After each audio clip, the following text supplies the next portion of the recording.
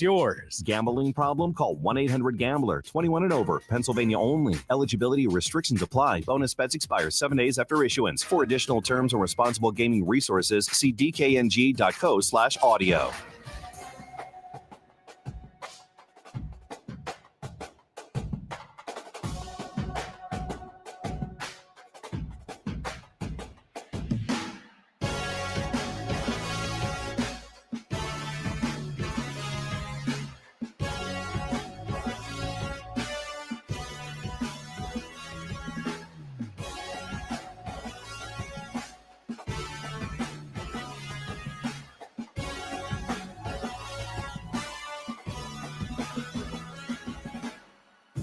And it is a good afternoon, everybody. It's the Daily Ticket with you here live on a Thursday. Little delayed start, better late than never. I believe Drake once said that. Sam Oshtry from The Score in studio every Thursday. Let's go. We got ourselves a game tonight? Maybe. Yeah, possibly. We'll see. Could be. They're saying the Miami Dolphins are desperate, Sam Oshtry. Are you buying the desperation angle? Of course they're desperate, but desperation doesn't always play. Desperation doesn't always play. A lot of teams will quit and fold in the face of desperation. I think that's what we see tonight. You're right about that. All right, so we got some write-ups on why the Dolphins can win, why the Bills will win. Ultimately, it comes down to, you know what we do here, and that is the spread. 12.5. 12.5 for a division battle on Thursday Night Football. First of all, did you know that Josh Allen is as good as it gets on Thursday Night Football? He's 5-0, 4-1 ATS. Now, he's pretty darn good no matter what day of the week they play. But ultimately, does that make you feel different as far as anything? Like when you look at the historical figures, the trends when a team and what they do on a Thursday night or a Monday night, does that play into your handicap at all? A little bit. I think Thursday night especially. I wouldn't say like Sunday night matters to me that much, like, because you're still on the same length and same rest. I do think there's legitimacy to trends of quarterbacks in prime time. Like we saw that Kirk Cousins thing for a while. That's true. Where he really struggled in prime time. Like those games, there's more tension around, there's more highlights, there's more media leading up to it. You know it's a big time moment. And sometimes you see some of those quarterbacks falter on those stages. So I think there's a trend with that. Thursday Night Football does produce a lot of good trends because it's a short week. You want to see how quarterbacks, how coaches all adapt to playing with 3 days of rest versus the normal 6 days of rest. So I do think there's legitimacy to trends. How do guys perform on short weeks? Yeah, I think that's fair. And you're right. When it comes down to Sunday night or Monday night, I don't really get too bogged down. But the Kirk Cousins was interesting. He struggled on prime time, and it was definitely something that everybody looked at and they wagered against. And most of the time it did come out. We'll have to dig that trend up, that number, because it was pretty eye-opening, and it was definitely something that people were cashing in on. We'd love to know your thoughts at Fox PHL Gambler. A little delayed start here on a Thursday. That's all right. We're off, and we are running. A lot to discuss as far as NFL Week 3. We got to get into some Phillies conversation. They could not complete the sweep last night. How many innings, Sam Oshtry, did you watch in the LA Dodgers series? And be honest, how many innings? So I watched the end of on Monday night. Wow. Because it was after Monday Night Football. Gotcha. And it was a late start. And yep. Monday Night Football was a late start too. Either 7 o'clock and then 10 o'clock. Yeah. So I turned it on. Perfect timing. Unbelievable game. I turned on last few innings and then it went into extras. And then I caught the whole post-game celebration the night they clinched the division on Monday night. And then I watched a little bit of Tuesday night. Yesterday, once they won the series, to me, took two out of the games to open the series against the Dodgers. Didn't really matter what happened Wednesday night, so I didn't even watch last night. But I caught a decent amount of this division, this series, where they ultimately clinched the NL East. They look great. They did. They look great. On the road, too. Yeah, against the LA Dodgers, and to battle back like they did for moving Shohei. And then how about last night? Blake Snell goes, "No, I'm not coming out, coach. Nope, Skip. You can keep me in here." And Blake Snell was pretty. Shohei had a no-hitter. Was through 5 or 6. What are we doing? Yeah. What are we doing? Like, what is going on? Like, when did this start happening? And I get it. You want to be respectful and you don't want to overexert your star player, but Come on, we're talking about something that could possibly be like historical with this guy right now. Could you imagine someone pitching a no-hitter and hitting a home run in the same game? Like, come on, unbelievable. let And, it and go. this is the year he came back to pitching too, right? I mean, he wasn't pitching for a little bit because of that injury, and now it's like he's a legitimate starting arm again. Yeah, you mean to tell me he could not go? Now, I think he got pulled in the 5th. I want to say the most innings he pitched was like 80 pitches was his most he's ever thrown. But like you couldn't, and he was pulled with like 60 plus in that one, whatever it was. I don't know. I guess what I'm asking is probably not feasible, and it's not even up for conversation. Could you let him go 9? But a no-hitter's a no-hitter. Shohei's got a no-hitter. Yeah, but it was only through 5.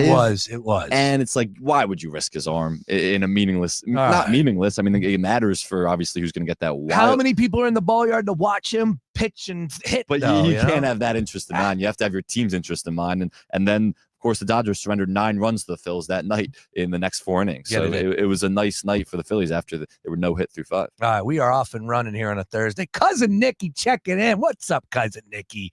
Only W takes here on the Gambler. 9 subs from 1,000. 9 subs, Sam Oshtry. Can you hit some friends up?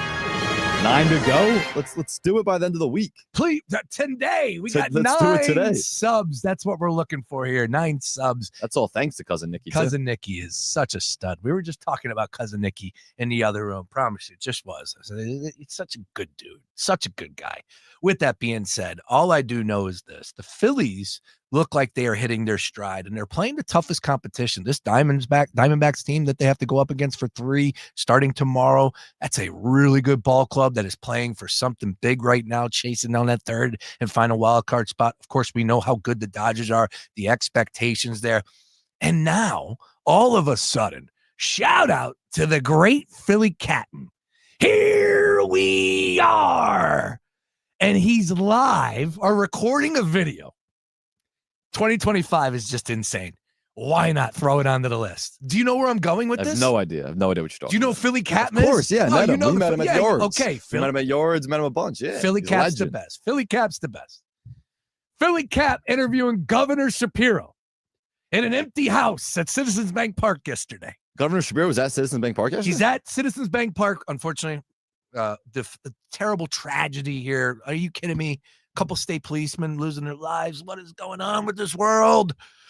Anyways, hearts and thoughts go out to the families. And of course, we love our police that serve and obviously the volunteers in this world that make our country go by. Like, it's just unbelievable what took place yesterday in Pennsylvania. But he ended up leaving Citizens Bank Park to go to that.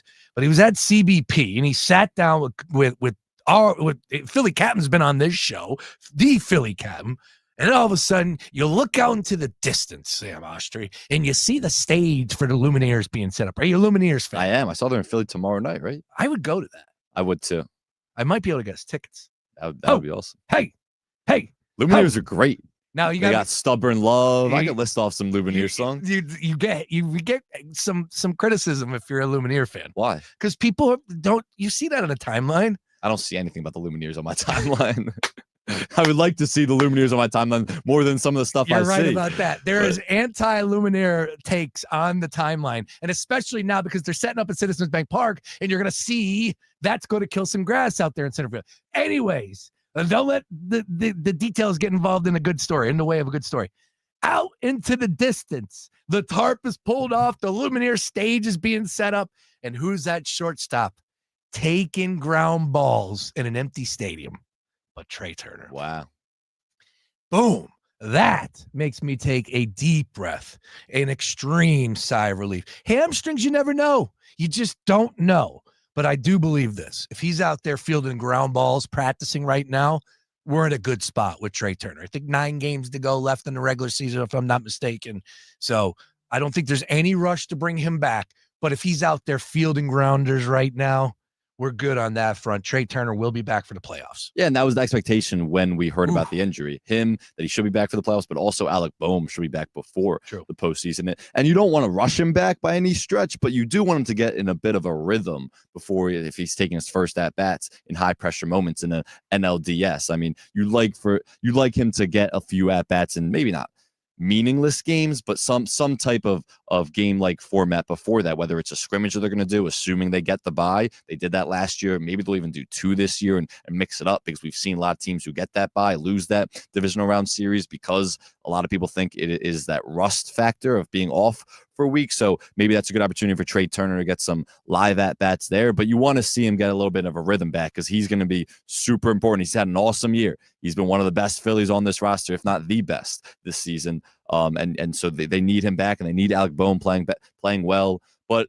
again, what's been so impressive during the stretch is the depth of this team. When you have guys like Otto Kemp, Harrison Bader, who's been an unbelievably great trade deadline acquisition, when those guys have stepped up and everyone has just lifted each other up because of injuries that they've suffered, including the pitching staff too, that's been what's so great to see. And I think that's why the vibes around this team are as high as they are entering the postseason. Well, they continue to win, and they are the winningest ball club in the month of September, right? And that was not how it was last year. No, and to think that they're doing this without Trey and Zach Wheeler. It's like, what? So it has that vibe. I think we need to start thinking that this is going to be a magical season, but it's extremely difficult when it comes to playoff time. So anything can happen, but I do love the chances. I mean, look, hope has been the Philadelphia fans' worst enemy. So it's hard to get your hopes up, especially how not the last 2 years, I guess you could say, have gone, where there's been expectations entering the postseason. And all they've done is go down. Exactly. But look, the vibes are good. The vibes are really good around this team. They're playing great baseball, which they were not in the last month and a half of the season last year. Yeah, there's some good concerts. Cousin Nicky's checking in. Also, Adam Sandler's in Philly, too. He said Adam Sandler is in Philly, so keep your eyes out. He's probably hooping it up at some court, maybe downtown. He shot Hustle here. Yes, he did. Yeah. At the Manayunk, correct. Yep. Also, shout out. Mount Joy is doing some spots at the Turnstile. I'm a huge Turnstile fan. They've been sold out. And then who else is coming? Oh, Anderson .Paak's coming he's got like a side group that a lot of people in hip hop would know. I wasn't too familiar, but it's him, and definitely have my interest for next week, but we shall see. We got a lot to discuss. Other side, we're going to flip it over to the NFL. We got to talk about tonight's game in depth. All right, we're going to fire up DraftKings Sportsbook, take a look at some of the numbers. Sam represents the score. He does all the wagering conversation over there with a bunch of other guys and girls that do a great job. Make sure you're checking out all of his content on socials at SOSHTRY. The Eagles and the Rams, up to 3.5. Birds are favored at home. Believe it or not, the Sharps are saying the Rams are the play.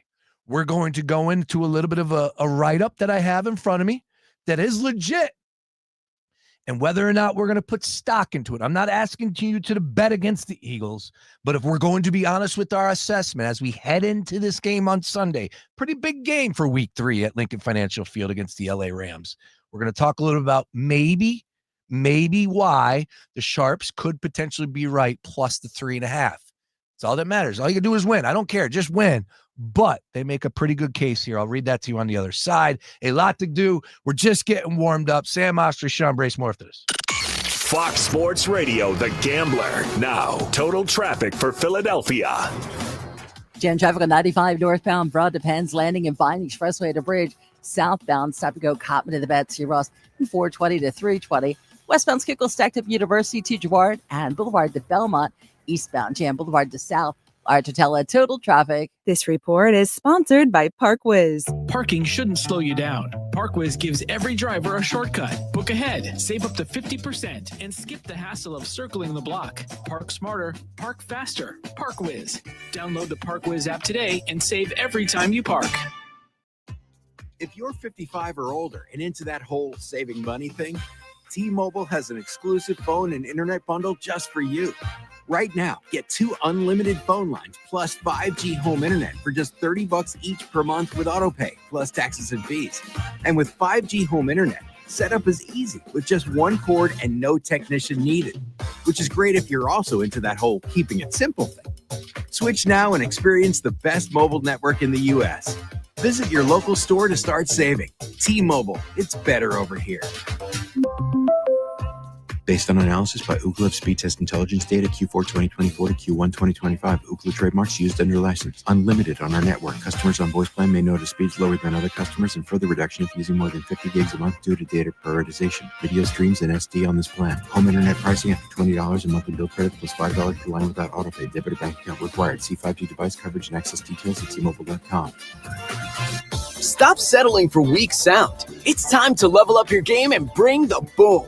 Hit the town with the ultra-durable LG X Boom portable speaker and enjoy vibrant sound wherever you go. Elevate your listening experience to new heights because, let's be real, your music deserves it. The future of sound is now with LG X Boom. And for a limited time, save 25% at LG.com with code FALL25. Bring the boom. X Boom. Let me tell you about this new pretzel cheddar club. Hey, I'm Carlos. And I'm Ebony. And a little thing we love about the Chick-fil-A Pretzel Cheddar Club is the tangy Dijon with the pretzel bun. It takes it to a whole nother level. It goes perfectly with the chicken and the cheddar cheese and the bacon. Man, you know how much you love bacon. And I love the different varieties. Grilled, spicy, original. It gets you nice and excited for fall. Order the Pretzel Cheddar Club with Cherry Berry and Sprite for a limited time on the Chick-fil-A app. Real guests paid for their testimonials. I'm Dan, he's Ty. Hello. And we're the Solid Verbal College Football Podcast. Tune in for previews, recaps, bits you won't hear anywhere else, and all the emotional support you need as a college football fan. Join us all season long as we ride the roller coaster of this ridiculous sport. Open your free iHeartRadio app, search the Solid Verbal College Football Podcast, and listen now. We don't just love college football, Ty. We live it. Number one on your car radio preset and the new and improved iHeartRadio app. WDAS and WD273D Philadelphia is Fox Sports Radio, The Gambler. You're listening to the Daily Ticket with Sean Brace. Oh, yeah. On Fox Sports Radio, The Gambler. Oh, yes. The action starts here. Lodi, Ubers aren't cheap, Sam Oshtry. Good grief. No, they're not. I'm learning that these days. Got to get you in a car, my friend. That's what we got to do. A vehicle myself. I ever tell you how it just broke down? I mean, it was a pretty old car. It was 2012.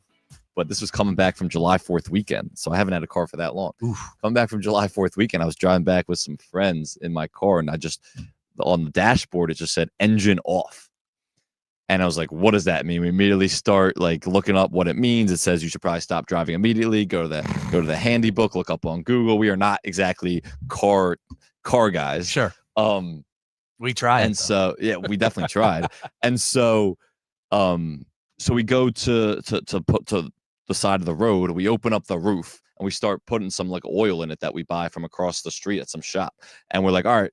We put some oil in it, still's coming up, engine off on the screen. Then we go to some dealership, which wasn't going to fix the car, but just ask them what was going on. They go take a look at it. They're like, yeah, all the oil is leaking out to the bottom that you just put in, all this oil that you just bought. And so eventually get it towed, get it looked at.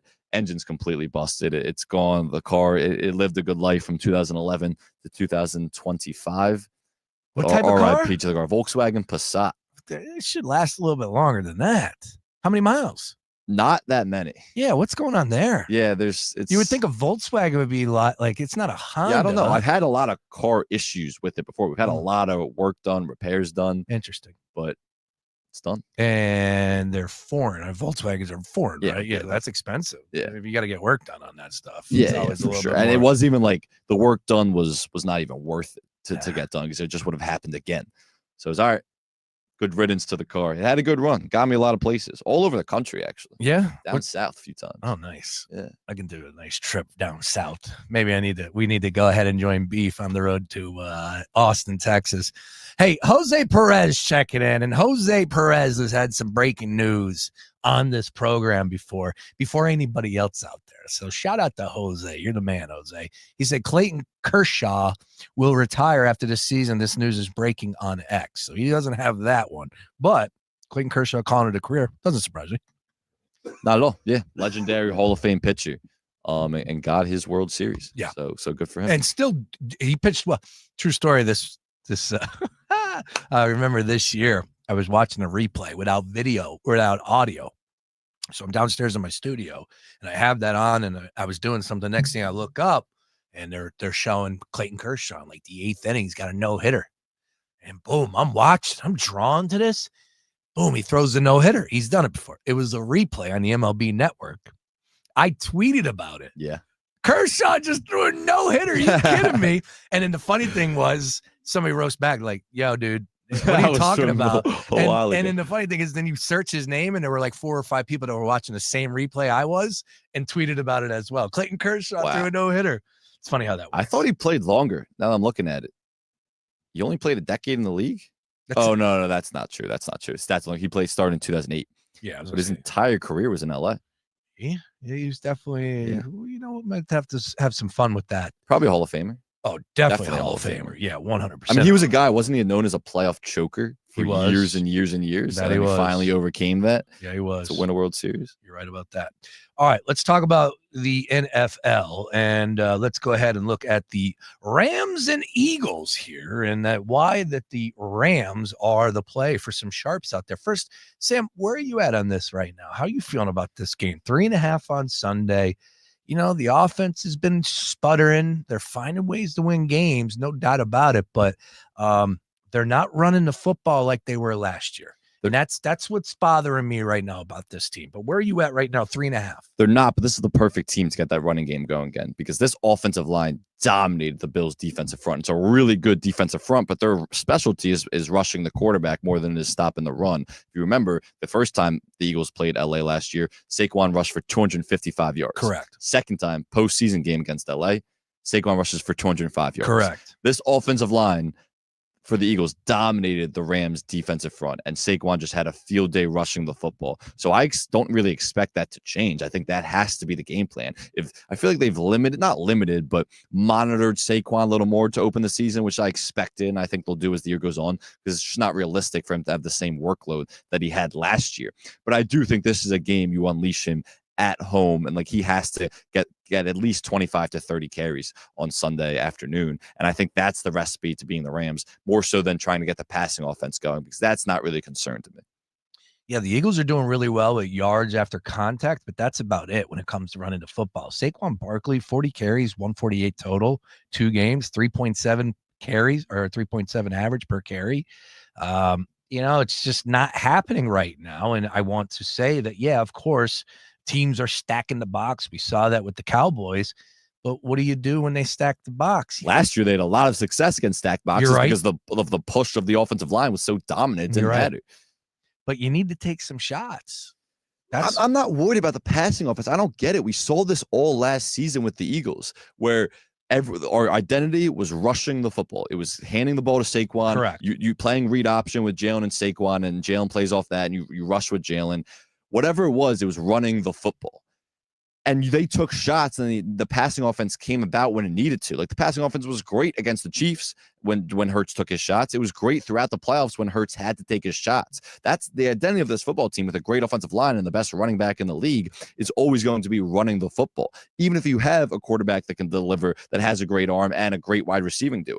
The identity of this team should never be passing the football at a high volume. That's just not what Hurts does. So I don't get why people are so concerned 2 games into the season that the passing offense isn't there. It wasn't for stretches last year, but that was never a concern when it mattered most, because you trust Jalen and you trust those wide receivers. And when Dallas is back, Dallas is a great tight end. So I'm not worried about the passing offense at all based on what we saw last year. When it has to come and they need the passing offense to be great, it will be.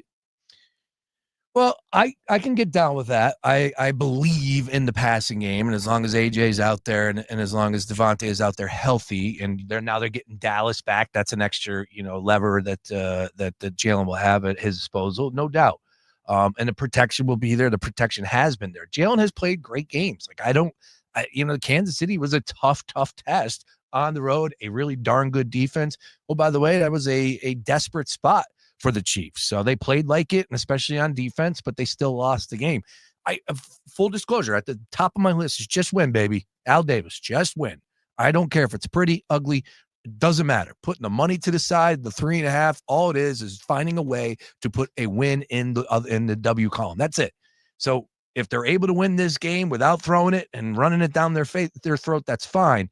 But it is one of those things where it's like, flipping the switch. We often say that with NBA. Are you able to flip the switch come playoff time? Well, Are they going to be able to flip the switch and all of a sudden start But passing? they've shown they have. It's a new play caller is my point. Long-winded He's point. been there forever, though. Kevin Patula has been there forever. Yeah, but it's not a brand new face coming into the building. But what he's shown so far is like, according to Dan Orlovsky, who's one of the guys that ties into the tape, A.J. Brown's running the same route. There's not really. But he's always ran that little slant route that he runs. Always. That's the most effective route for him because when he catches the ball, he's so good yards after the catch. Shouldn't they take shots down the field if you have a guy like A.J. Brown, who's one of the best? They did it to Smitty in the Chiefs game. Yeah, Smitty had a great catch. Obviously, it wasn't even a great well thrown ball, but Smitty just went up and got it in single coverage. They had another great shot down the sideline. So when the passing offense needed to be great, it was.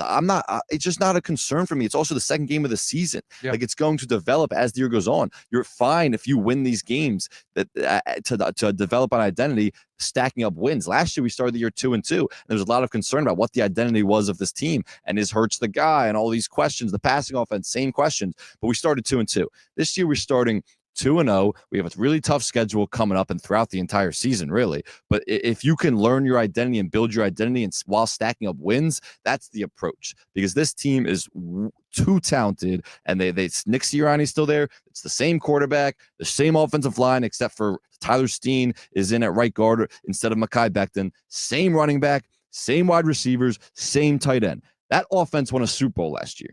Are we seriously going to sit here after week 2 and tell me that you're concerned with the offense now? It's disingenuous to even say that or suggest it. No, I'm not. I would just like to see it air it out and give AJ an opportunity a couple more times a game. I agree. I've always felt like it's a disservice to no matter who, but especially in the NFL, that if you don't take that shot down the field because of the pass interference, spot foul, so on and so forth. So more of that, please. Allow AJ an opportunity. And like I said, oh, by the way, that's a strength of his game. Give him the shot down the field. Let's open this up a little bit here. You're absolutely right. But they win, and that's it. Yeah, you're absolutely right. Don't get me wrong. And I think Nick Sirianni knows that. He's talked about that all week. They're going to find ways to get A.J. Brown the ball more. They're going to find ways to generate more explosive plays. That's something they've struggled with so far this season. I'm just not concerned after week 2 based on the personnel and based on what we saw last year. So they're going to work on those things, and that'll improve as the year goes on. They'll be better in week 10 than they are in week 3 at generating explosive plays and all those aspects people are calling for. But there's no reason to be concerned is my point. Okay, that's fair. That's fair. And is there a reason to be concerned about Saquon Barkley and running the football? No, it doesn't look like the offensive line is at as good of a push this year, and it's created as many for the holes. tush push. Well, yeah, they're unbelievable at that because they ran it so much over the last 4 years. But it just feels like they haven't created as many holes as usual. But again, it's week 2. Like I thought they did a good job against the Chiefs' defensive front, which is a really good defensive front. We know what Chris Jones is as a run stopper and a pass rusher.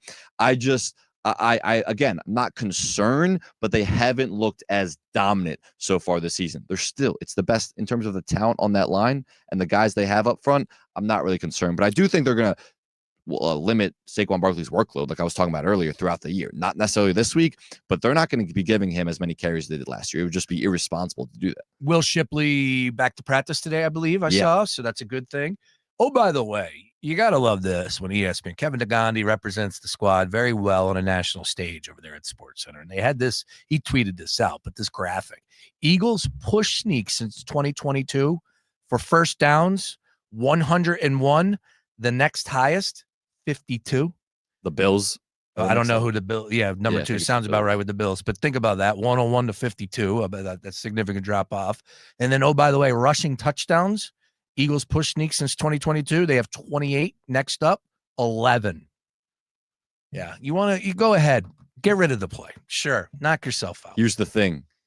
Carson Wentz, that when he was there, when he was starting quarterback, QB sneak is what they ran instead of the tush push. 90% they converted the first down on his 4th and 1 QB sneaks. That's still an unbelievably good mark. And Jason Kelsey keeps talking about that. That stat is from him. But he keeps talking about this, where if you want to take away the tush push, fine. The Eagles personnel, their offensive line, Jalen Hurts' strength and his legs, they're going to continue to find ways to pick up first downs in short yardage situations because of the personnel. You want to stop the Eagles? draft as well as Howie Roseman, build as good of a culture and organization as Howie Roseman. That's how you stop the Eagles, not banning plays. No, you're right. And find yourself a guy like Jeff Stoutland, too. Absolutely. Who's been with the team since 2013. So at the end of the day, you're right. And I've been on record saying it since last year. I'll say it now. You can remove it, whatever change you want to make as far as the push is concerned. You're not going to ban the QB sneak. That will always be there. And Brady made a life of it. Brady had a lot of success due to the fact that he was able to pick up that tough yard. And I know Jalen Hurts is going to be able to do it as well. We'll see what happens, though. Once again, Sunday, just to let you know, folks, we will be live with Green Legion. Yeah, the Green Legion radio show live from 1100 Social at Stateside Live. Now, here's the difference. Normally, we're rocking out every single Sunday for every Eagles game, whether it's home or away, with Green Legion Radio, Quimby, Trey Thomas, Sack, Diaz, the list goes on, and everybody that's representing, of course, traveling. This Sunday is the first time that we're teaming up with our friends from Fox 29 to stream the show on television. Yes, Fox Local app, the Fox Local app, or fox29.com, and you will be able to watch the show as well as listen to the show right here on The Gambler starting at 9 a.m. It's a quick hour, Sam Oshtry. We got 4 2-minute breaks. Your boy is running the ship. I got a cast of characters, and I'll be teeing up. And we're going to talk some Birds and Rams for an hour. I promise you this, nobody is going to have a pregame show like we are going to bring at 9 a.m. It's going to be must watch. Oh, it's going to be insane from Stateside Live. As a matter of fact, the founder of Stateside will be joining us. Oh, wow. Yeah. And he's a Philly guy. Ryan.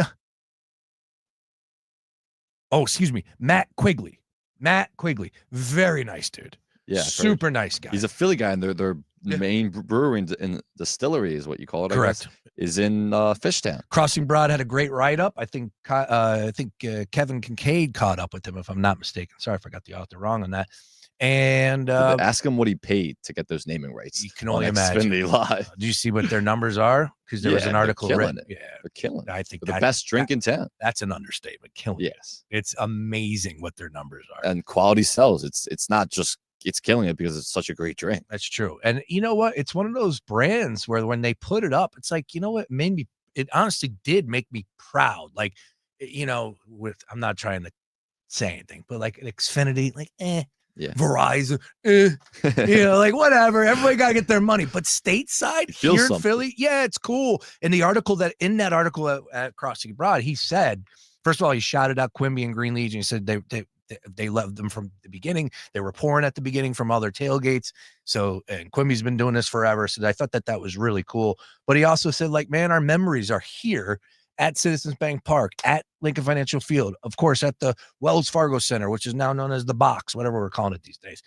You know, and like to hear that, and he's a diehard Philadelphia sports fan, and this is his brand, like, it's pretty cool, man. And it's not, and we're talking about it because we're Philly guys, but it's not just a Philly thing. No. I mean, these are all over the Northeast and probably way beyond. Yeah. You can get Surfside, Statesides, all those drinks, and they're that good. They're the best out there.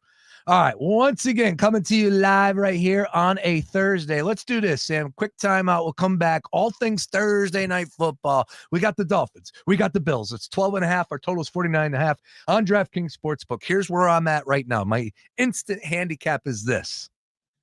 Josh Allen is really damn good. Good luck stopping him. I think that the Bills are going to be able to run the football. But the issue is, does that slow down the scoring? Does that keep it close? 12.5 is a lot of points.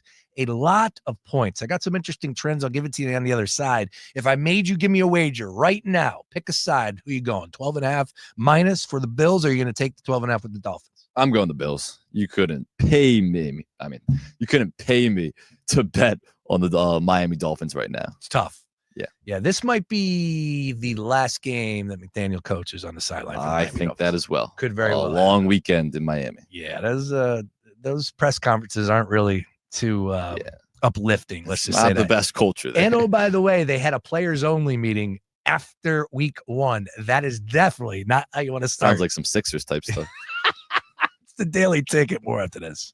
The ultimate celebration of music. Our 2025 iHeartRadio Music Festival, presented by Capital One, is happening tomorrow and Saturday. Live in Las Vegas at T-Mobile Arena. 16 artists, 2 nights, 1 stage. Streaming live only on Hulu. And listen live on the free iHeartRadio app. Tomorrow and Saturday, starting at 10:30. Capital One is the proud presenting partner of iHeartRadio Music Festival, bringing great products, rewards, and services to its customers. What's in your wallet? Fox Sports Radio, The Gambler. Now, total traffic for Philadelphia.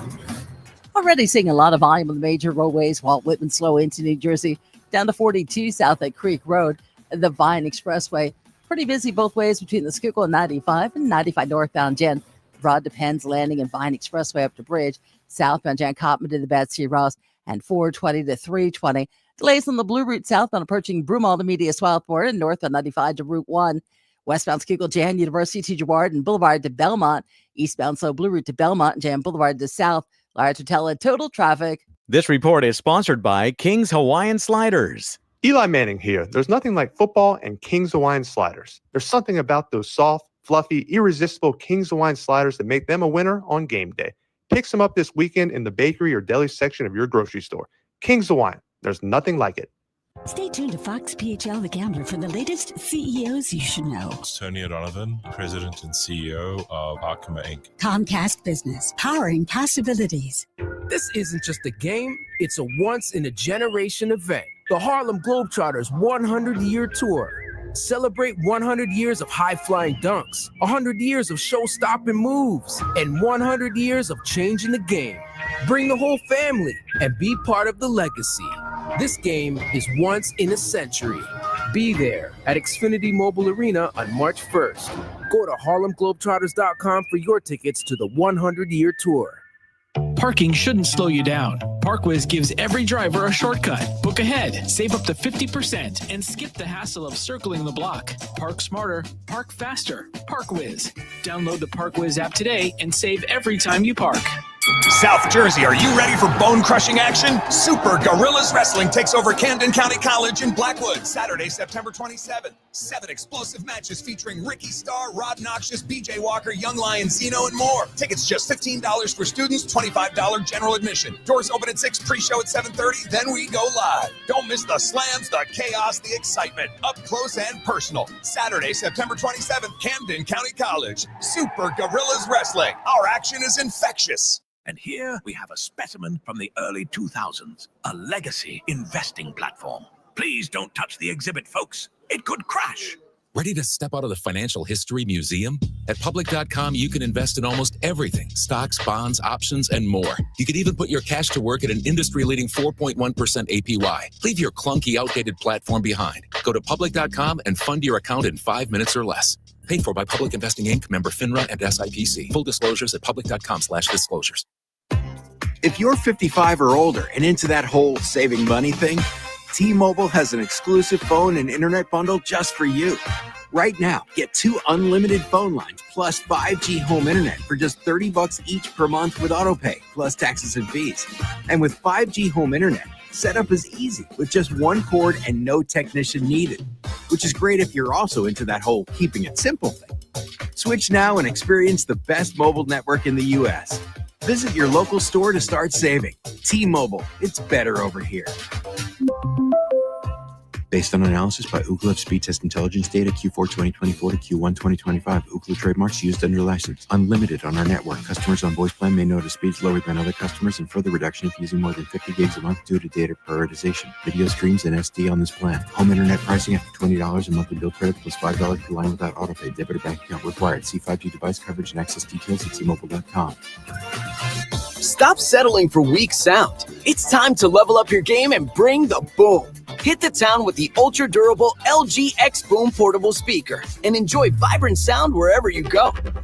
Elevate your listening experience to new heights because, let's be real, your music deserves it. The future of sound is now with LG X Boom. And for a limited time, save 25% at LG.com with code FALL25. Bring the boom.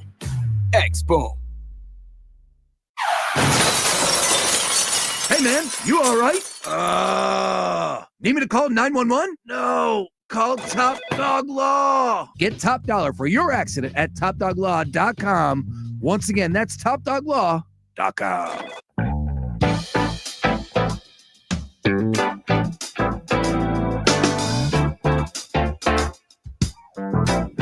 We got Sam Oshtry, we got Sean Brace, the Daily Ticket with you here on The Gambler. We got a lot going on, and we will continue to bring you all the great college football and NFL coverage all weekend long. Just to let you know, live from Parks Sportsbook Casino, Dick Giretti and Mike Kern at 9 a.m. on Saturday.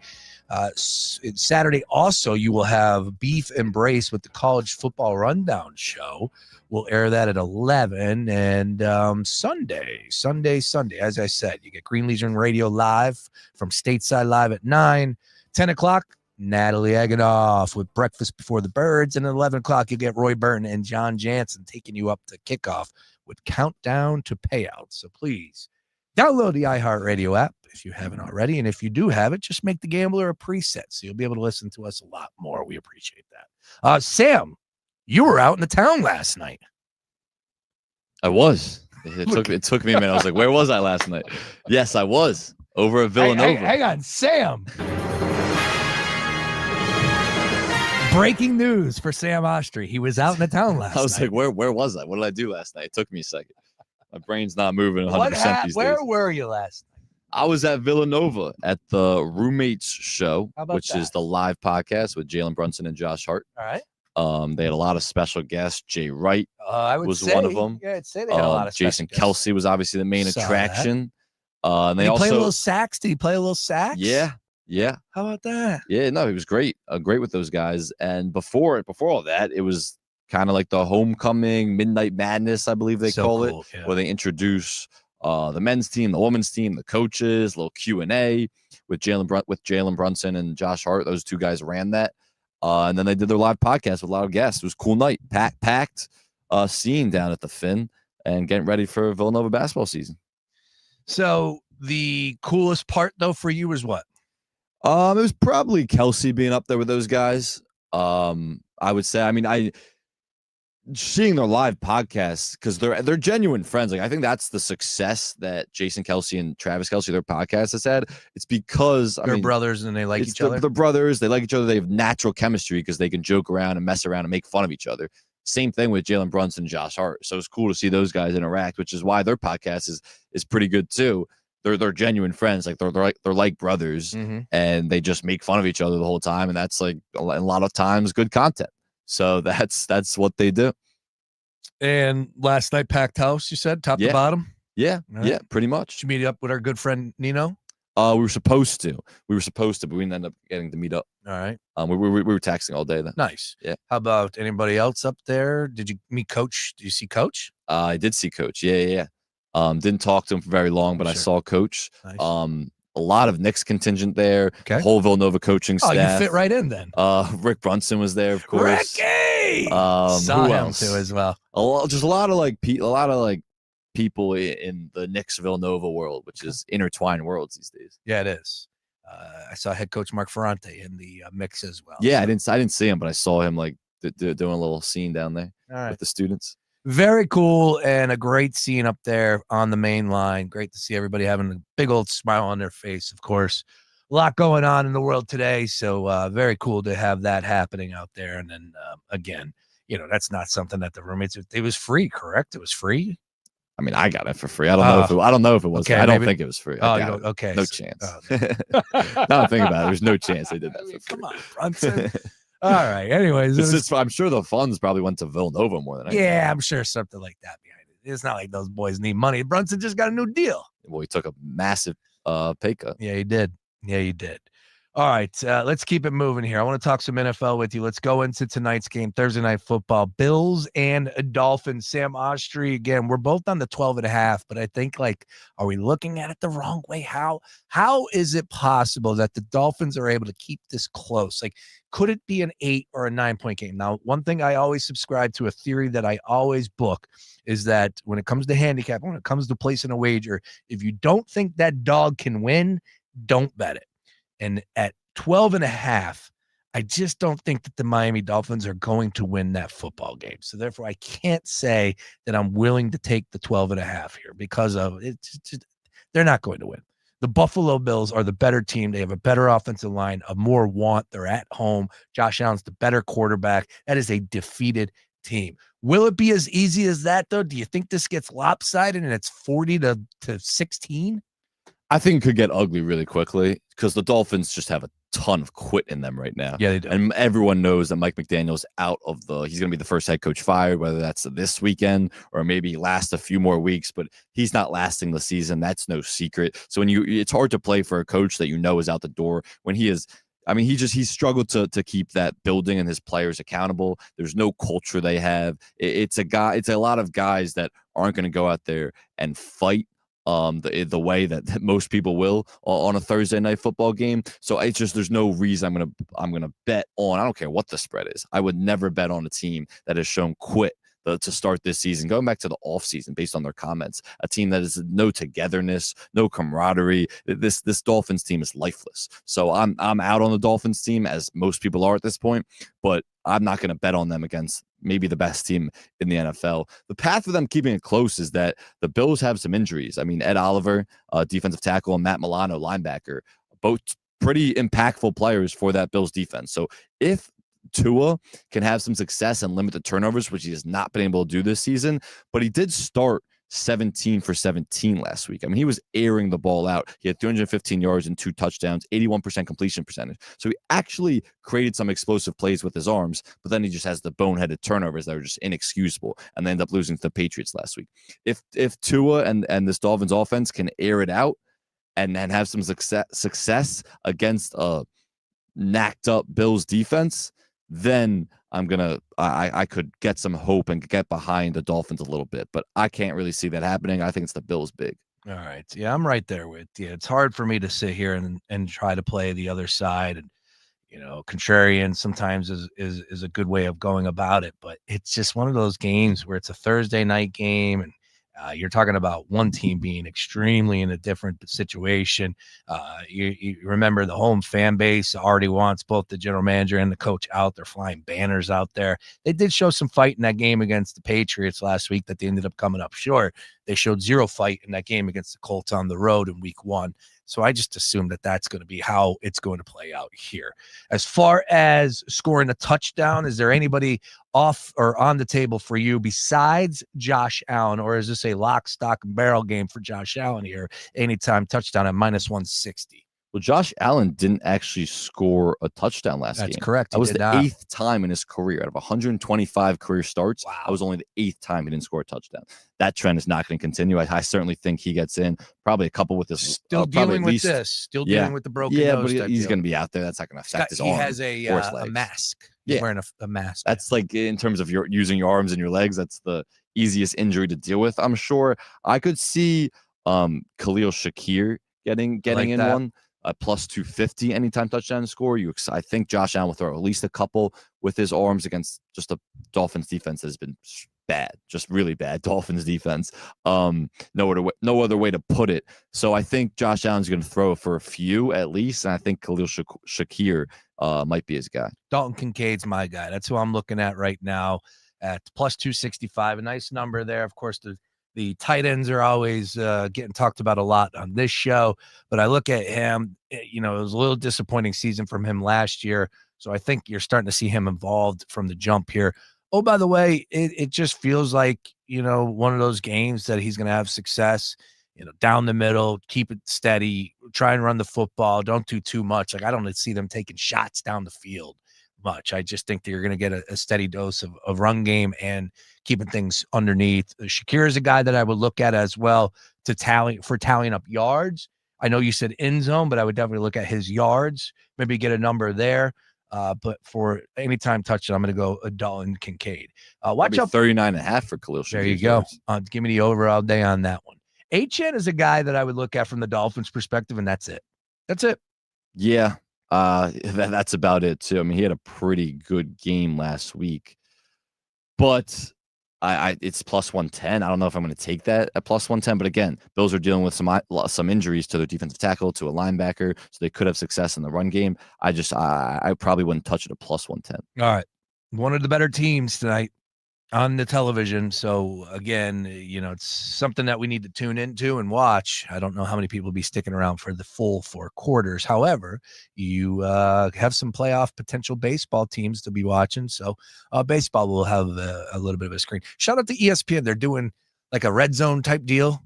And it's been pretty good. With baseball? Yeah, it's been pretty good. Really? Yeah, they started rolling it out like last week, and I was watching. Doug Glanville was on it. Carl Ravitch, pretty good there. They have rights to all the games? Yeah, I don't know how that works, but they had a bunch.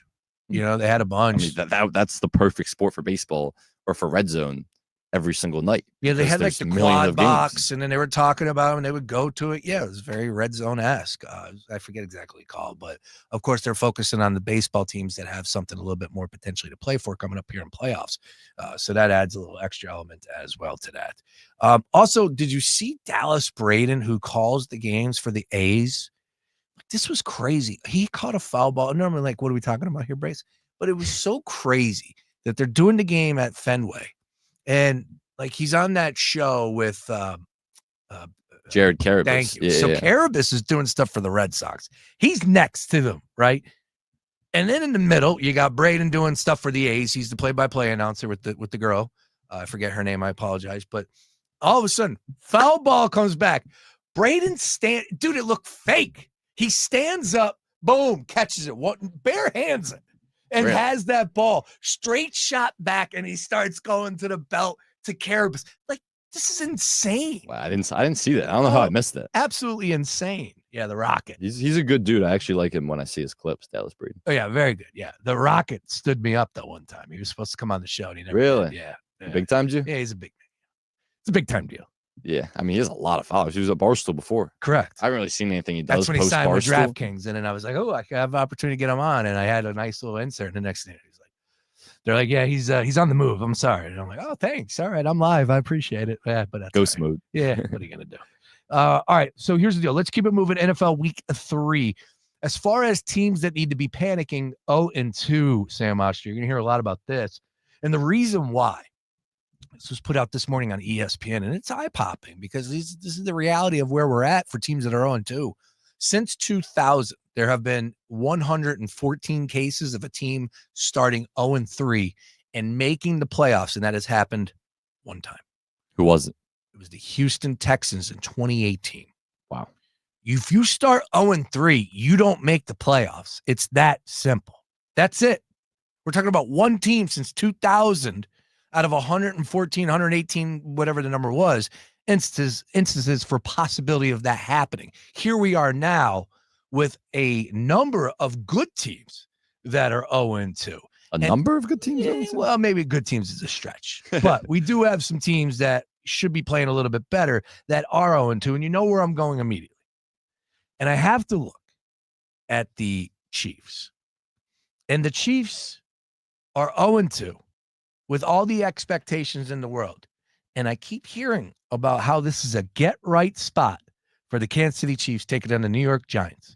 I mean. Oh, by the way, a place that they have not won, and I forget what else. It's forever, if I'm not mistaken. I don't think they ever have.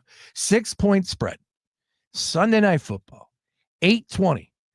Am I out of my mind to believe that the New York Giants are the side in this game? They might be the side at +6. But remember, I'm not betting them if I don't think they can win. I think the Giants can win. They're not winning this football game. The Kansas City Chiefs and Patrick Mahomes are not starting 0-3, especially against a team that finds ways to lose football games. What we saw last week, there is no reason that game should have gone to overtime and the Cowboys should have won. The Giants should be 1-1 right now. The Giants find ways to lose football games, and as good as Russell Wilson was, he's always due for a bad turnover. It doesn't matter if the game has to go to overtime, it's coming. And that bad turnover came. Russell Wilson was great. I mean, he slung the ball really well. So good. He was incredible. And Malik Neighbors, obviously, he's become one of the best receivers in the league at this point in his second season. But they're not beating the Kansas City Chiefs. +6, yeah, maybe is an intriguing number. But after I bet on the Giants week 1 against the Commanders, a team that I'm fading all year, the Commanders, how disappointing that Giants team was, I think last week was more of a fluke, and maybe the Cowboys aren't what we thought they were. This Kansas City Chiefs team is not falling to 0-3. Why is this game also on Sunday Night Football? It's the Who wants to see Giants. yeah, they're always on prime time. Yeah. When is the NFL going to learn? No one wants to see the Giants on prime time football. Even with Jackson Dart?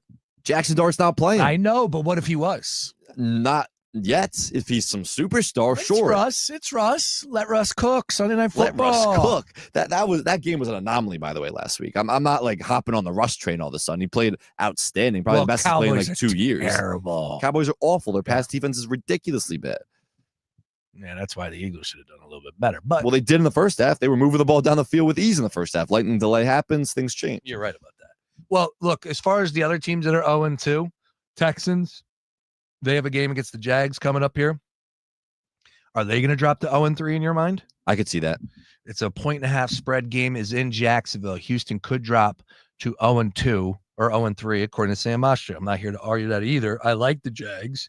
But it's interesting because, like, the Texans, yeah, I mean, you can make the case about that with the Chiefs as well. They should be better than what their record is, albeit only 2 games in the season. Bears are also 0-2. Next opponent, the Cowboys. The number on that one, and that's a pick 'em. And it's that should be a pick. That's as toss-up of a game as you could get. 50.5 is your number on that one, too. The Panthers, 0-2. I don't think we're talking about them making the playoffs. Are they going to drop to 0-3 against the Falcons? Yeah. I think the Falcons win that division this year. I had them winning it. Jets, they're running. Who's their backup? Because Justin Fields is not in there. I know who. Is he officially out? Yeah, he's officially out. Tyrod Taylor. Thank you, Taylor's. Yeah, that's right. So he's getting the start. They're taking on the Bucks. Good luck on that. They're taking on the Bucks at Tampa Bay.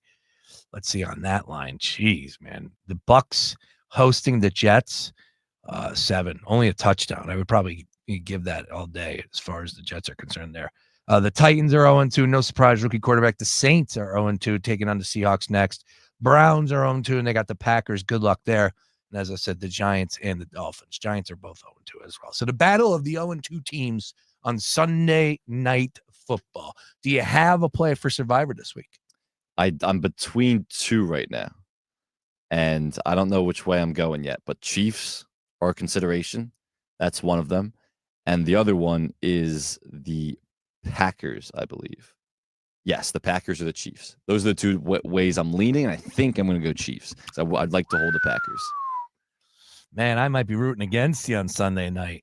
I might be pulling for the Giants here. I might be taking the Giants +6. I had the Steelers in Survivor but Week 1. But a win was win. So, we could both come out on top on That's that true. one. Yeah, that's true. I had the Steelers in Survivor Week 1. Of course, barely escaped that game against the Jets. And then last week, I had the Cowboys in Survivor when I thought I was done. Yes, me when too. The Giants go up late and the Cowboys come back. Brandon Aubrey drills a 65-yard field goal, and the Cowboys end up winning in overtime. So I've escaped Survivor. I should have been out of this tournament by now. So week 3, I don't think I'm going to play it close. I mean, there's not a lot of easy winners on this board. No. But I think the Chiefs are that, and so I'm going to go with the Chiefs. Just staying loose with it, baby. After that Survive in result, advance. Good grief. I still have no idea how we're able to advance in that one.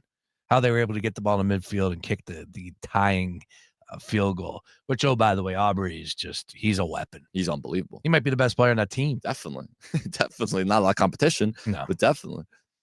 All right. Thursday Night Football. Once again, 12.5 is your numbers here on DraftKings Sportsbook. New users, brace, promo code. Let them know that you're listening to us.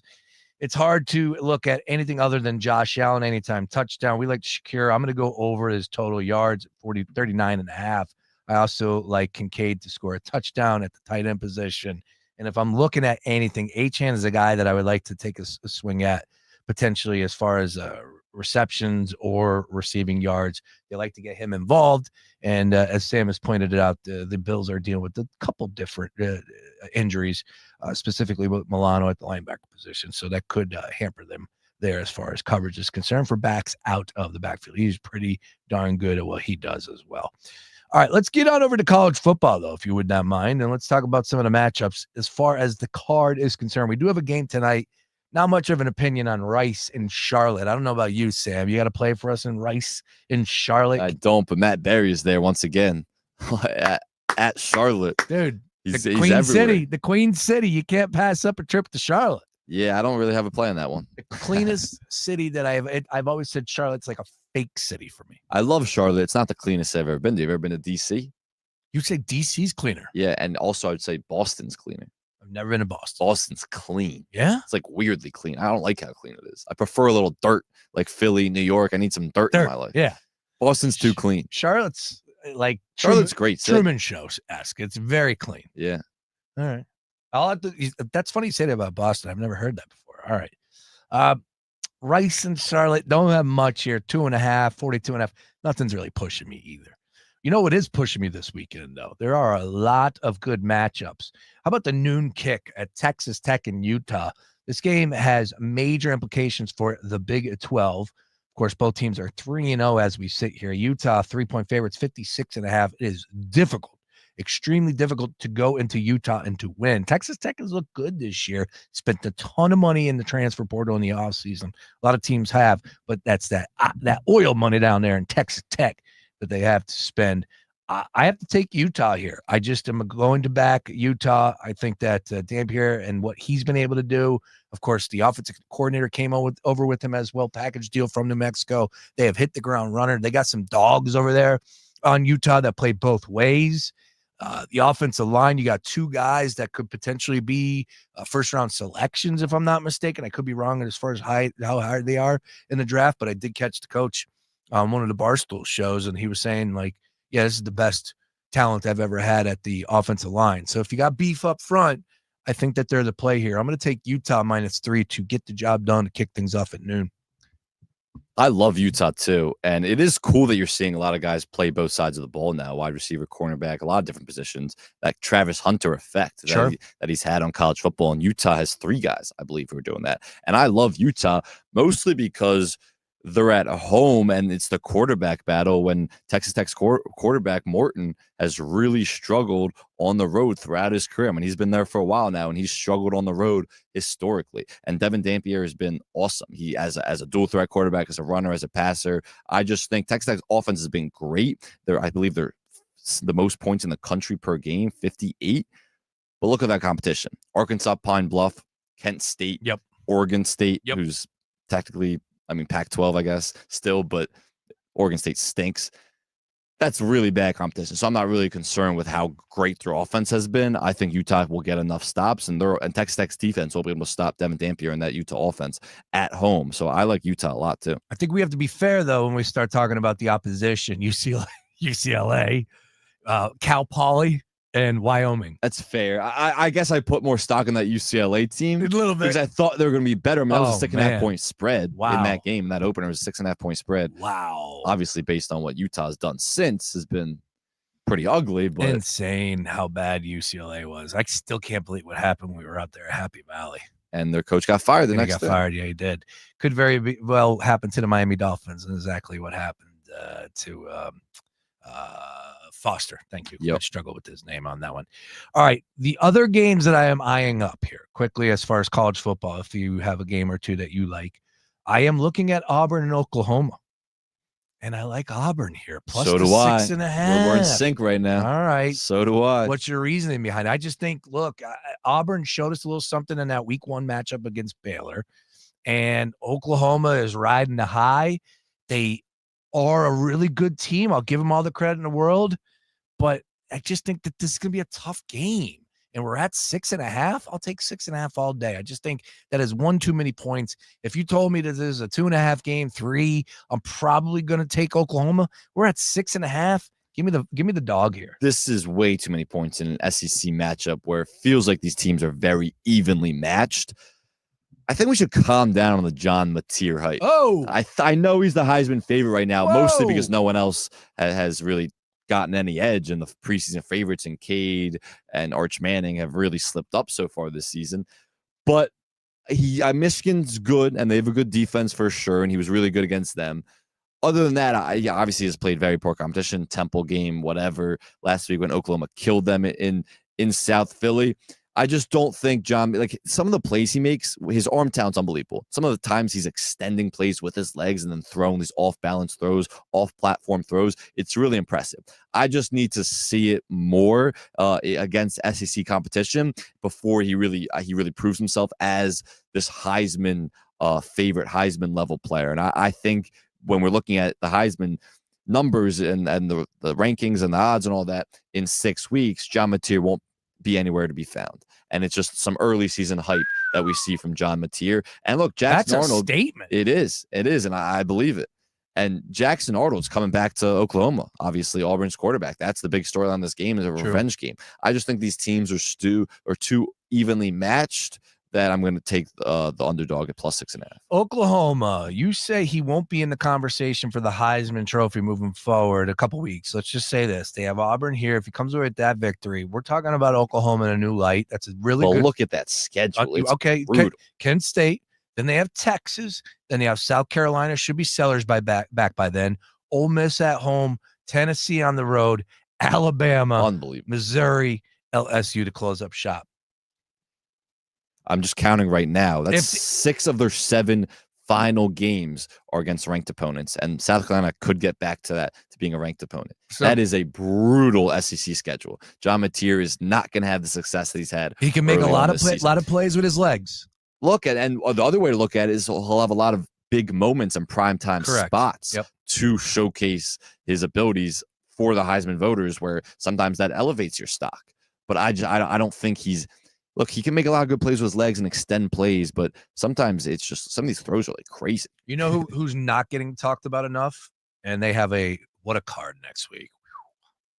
Yeah, that's the September 27th. Yeah. Everyone circled that weekend. We're going to be live at Villanova from 1 to 3, getting you ready for Villanova's family weekend, I want to say.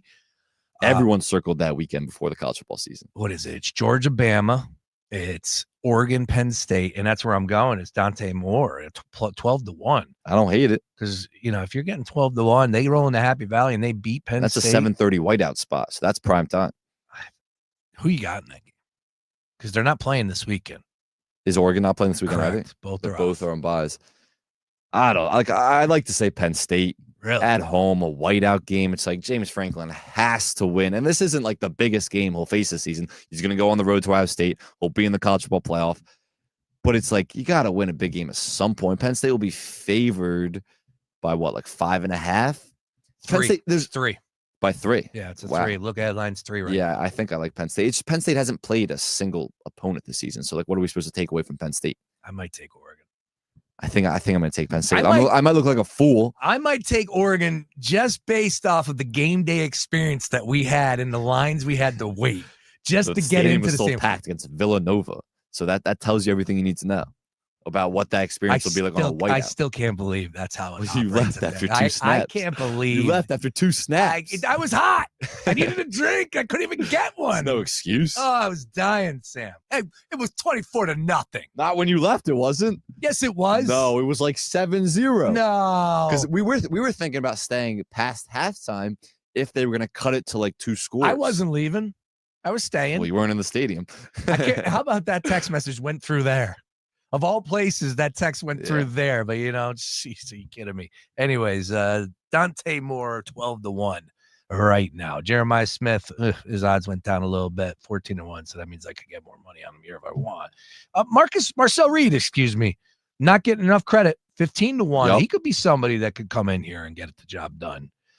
Jackson Arnold, Drew Aller, 25-1. Drew Aller at 25-1. That's the guy I'm looking at. That's the guy I'm looking at because he hasn't played anyone. He was, I think, the 4th or 5th best odds to open the season, and he's dropped mostly because he hasn't played anyone. There's been no talk around him. He's going to have an opportunity against Oregon. He's going to have an opportunity on the road against Ohio State. There are going to be moments where he can make a name for himself in the Heisman race. I think Drew Aller is worth that price right now. It's not going to get any worse than that. I agree with that. All right, 2 more games that I like here. Want to know if we're on the board here. First of all, Maryland and Wisconsin. You got an opinion on your Terps? Maryland's one of my favorite plays. +10? Plus 10. Yeah, I believe it's down to 9.5 actually. On Wisconsin. These 2 teams are not, the talent gap between them is not as big as a 10-point spread. Malik Washington has looked really good for Maryland. Their true freshman quarterback. Their defense is young, but it's been good against not great competition, sure. Wisconsin's dealing with some injuries. Billy Edwards Jr. hasn't played the last 2 games. Number one, that's a Maryland transfer. He was Maryland's quarterback last year, went to Wisconsin this year, but he's missed the last 2 games with a lower leg injury. I don't know exactly if he's going to be back yet, but he's going to be hobbled. That's a revenge spot for Maryland to come in to Billy Edwards' house and try to take him out. They're missing their starting center, who's questionable for the game. He might sit out. There's too many injuries, and these teams are closer than you would think. So I love Maryland. All right, that's interesting. I haven't really thought too much about that game, but that's all right. Another Big Ten matchup, Indiana and Illinois. The I by a vowel here. This is a weird line. Very weird. Is it still 5.5? Yep. Indiana has some dogs, man. It's not the roster it was last year. People are saying it's better. No. On defense, quarterback is good receiving core. Fernando Mendoza is not Curtis Rourke. He's not. He's not a better. I think this roster is worse, and it's definitely worse at quarterback. They lost a lot of key personnel. I like Illinois. I love Illinois. I think Illinois is the Indiana of last year, where they're going to have a pretty weak schedule, and they could be in the college football playoff when they finish with a great record because of a weak schedule. It's up to 6. It's up to I 6. don't get it. 7:30. What am I missing? What am I missing here? Like we're talking about Indiana. Siggs, all he does is win. Really? Kurt Siggs. All he does is win. Last year, I mean, he won at JMU for sure. He won before that. Indiana's played Indiana State, Kennesaw State, Old Dominion. Like we're talking about all these teams that have played poor competition. Yep. Indiana has scheduled the worst non-conference opponents you could possibly find in the country. They've played on purpose. Nobody. And Illinois, their toughest test was Duke, but like that's a real team at least. Smashed Duke. Yep. Luke Altmaier is a really steady, consistent, good quarterback. I trust him. I don't get this at all. I love in Illinois. It's probably my favorite play of the week, but it feels like I'm missing something. All right. Yeah, you're right. It's one of those games where you're like, wait a minute, what's going on here? But I'm going to take the cheese. I'll take Illinois. I wish I waited. I got 5.5, but 6. Okay, cool. Because I thought that would only go in one direction. And finally, Miami and Florida. And this is 7.5, most shops, whatever. Carson Beck is up there with the Heisman Trophy running right now. His second favorite odds on DraftKings Sportsbook. Florida in a desperation spot, but back-to-back weeks. Last week was desperate against LSU, and they ended up losing by 10. Did not, cover there. So here we are.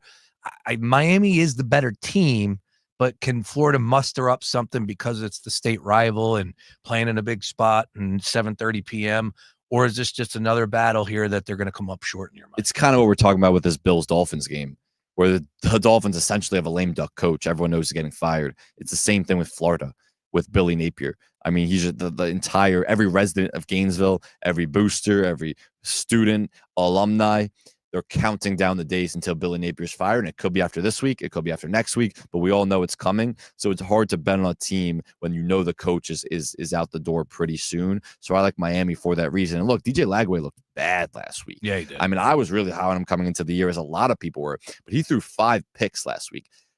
They were all ugly. Like they weren't even, this kind of the wide receiver's fault. It was a bobble, whatever. They were ugly picks from DJ Lagway. He's obviously not the guy we thought he was. I don't necessarily think he's going to bounce back from the worst college game of his career against a really good Miami defense. I think Miami wins big. All right, that's where I'm on as well, man. We're in sync here, Sam. This could be either a great weekend for us or a terrible weekend. I have a feeling it'll be the latter. It's kind of what we were saying last week as we went up to Penn State. This is either going to be a great weekend or this one's going to be hell. And which one did it finish? Oh, it was great. It's tremendous to be out there with the boys. We had a blast. Good times as always. All right, 2 more plays. What do you got? Michigan, Nebraska is a pretty big game. It is, and I'm starting to buy myself into Nebraska. It's one of those things where it's like, I know Michigan hasn't shown their best. Are they capable of? I think this is a tough spot, so I'm going to go with the dog. I'm going to take Nebraska here. Yeah, I'm lean Michigan.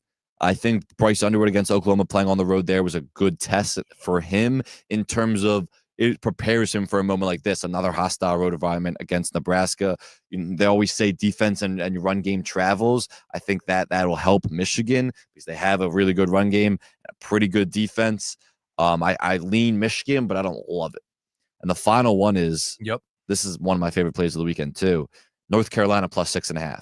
No one's talked about Bill Belichick's North Carolina Tar Heels since that opening loss to TCU where they got smacked. But they beat Charlotte. But they beat Charlotte, and they're 2-1 now. They've won 2 straight, against pretty weak competition, but they scored a combined 61 points in those 2 games and only allowed 9 points. And Gio Lopez is back after he got injured in that first game. He's back. He hasn't turned the ball over in 2 games. No interception. He's made some, obviously most of what he does damage-wise offensively is with his legs. He's a great runner, but he's made some solid throws, hasn't turned the ball over. That's what Bill Belichick wanted him to be when he recruited him to North Carolina. I just think as plus 6.5 dogs against a UCF team that's really bad. I mean, this is one of the worst teams in the Big 12. I think North Carolina's the play here. Ooh, that is interesting. Yeah, I have not thought about that game at all, but you made a nice little play there, or a nice little description there. So might be something that need to fire on. Sam Oshtry can be found at The Score. What do you got cooking up over there, man? NBA season starts next week. I heard hockey was practicing. Ovechkin had to leave today because of a lower body injury. Don't talk about hockey. Well, my point is that they run in sync, so it's here. It's here, yeah. The Sixers were out there practicing, and they revealed a new floor. Yes. Is that every day, or is that just a Friday deal, like type deal? What do you mean? Like the floor, is that the color? No, that's the special. No, that's their alternate uniform. Correct. When they wear their alternate uniforms, I think they'll have that So floor. it was like the red and like the prism color. Yeah. It'll be special occasions. Boathouse row. Yeah, it's pretty cool. Did you like that Boathouse row? Yeah, I thought it was cool. Wow. I we put Boathouse row in a jersey. Yeah, and it was cool jersey. Really? What's for Boathouse row is like an iconic Philly symbol image. What's wrong with that? Have we said Boathouse row?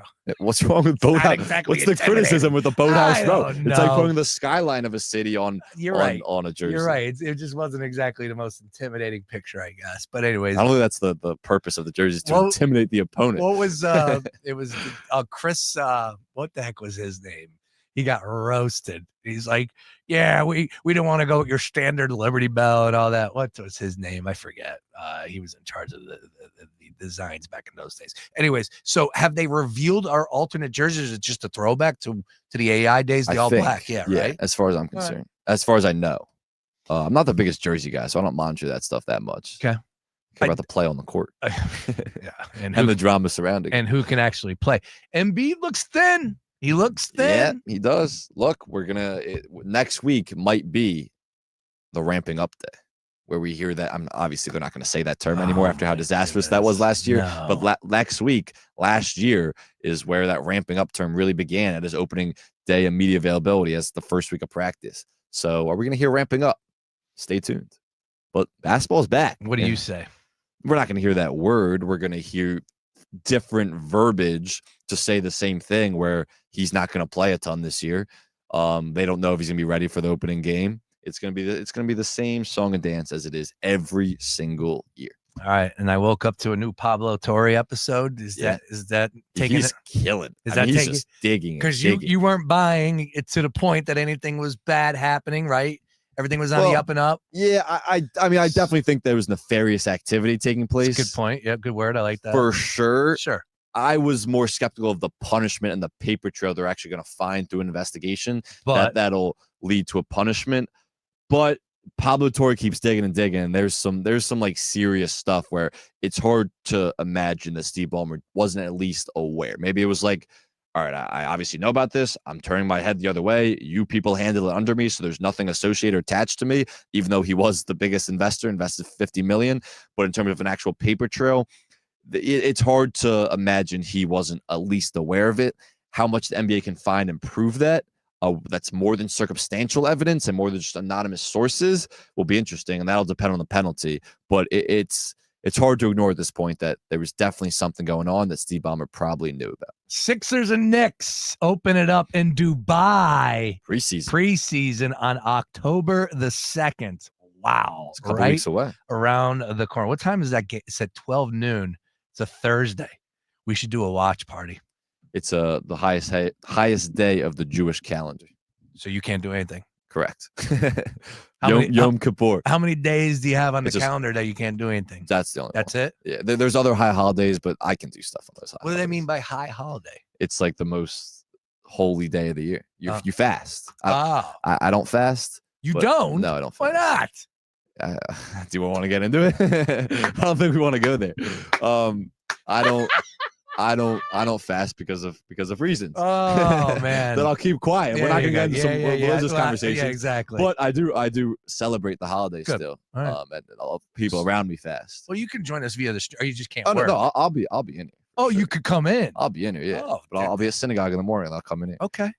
At noon, game on. All right, perfect. I I'll think we leave by streamed noon. that. I think we streamed that. We got enough NBA holes on the roster that would love to be a I part don't know of how ecstatic we're gonna get about a preseason game or No, how many no bets we're gonna whatsoever. throw, but Yeah, it would just be one of those things where we're goofing at noon on a Thursday. But they're out there in Dubai taking on the Knicks. Yeah, I'm sure we could have some fun with some backups out there. We'll see what happens. I did see Tyrese Maxey was on the great RB Takes podcast and had a good video over there that I was watching. And Maxey can get the juices going. Let's go. I'm ready to fire it up for him and see what he's able to do because he's got a great attitude, good head on his shoulders, and he's a damn good player. Oh, by the way, he has put on the weight that Joel Embiid has lost. So I like that combination. yeah, and he needed it. You're right about that. All right, Sam Oshtry and Sean Brace, we are done here today. A fast show. We'll be back tomorrow, brand new Football Friday show. But once again, live Saturday morning from Parks from 9 to 11. Dick Girardi, Mike Kern.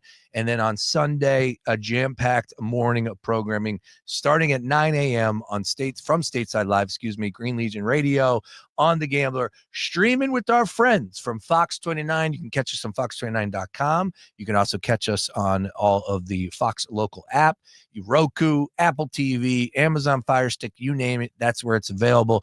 Oh, by the way, your boy will be on Fox 29 at 8:15, getting ready, previewing the game, all that good stuff. Rolling right into Natalie Eganoff right here. Breakfast Before the Birds, and then Countdown to Payout with Roy Burton and John Jansen. That will do it for us here today. Appreciate everybody listening. Good luck on all those plays. One winning play tonight. Let's go Shakir anytime touchdown. I'm Plus going 250, I believe. Shakir over 39.5. And right, we're on the Shakir train. And a Kincaid. I wish. A Kincaid. What? No, that didn't it. Oh, yeah, the Shakira train. Hey. I was looking at my and Dalton Kincaid anytime touchdown. That will do it. We'll talk to you tomorrow. Everybody enjoy the rest of your day. Peace. If you can wager on it, we're talking about DraftKings presents It's a the message Gambler. on responsible gaming. If you're gonna play the game, boy, you gotta learn.